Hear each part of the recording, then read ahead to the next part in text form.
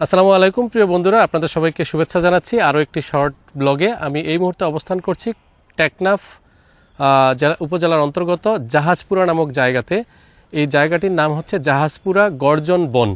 বাংলাদেশ বন বিভাগের একটি অন্যতম বড় বন হচ্ছে এই জাহাজপুরা গর্জন বন। এই বনে আপনারা যে বৃক্ষগুলো দেখতে পাচ্ছেন, সুউচ্চ বনগুলো গাছগুলো, সেগুলো হচ্ছে গর্জন গাছ, গর্জন কাঠ গাছ আর কি। এগুলোর বয়স প্রায় কোনোটা 200, কোনোটা 200-এর উপরে বছর বয়স হয়েছে। আমরা এখান থেকে যিনি টিকিট দিয়েছেন তার কাছ থেকে তথ্যটা জানতে পারলাম। এরকম অনেকগুলো সুউচ্চ এই গর্জন গাছ কিন্তু এই বনে রয়েছে।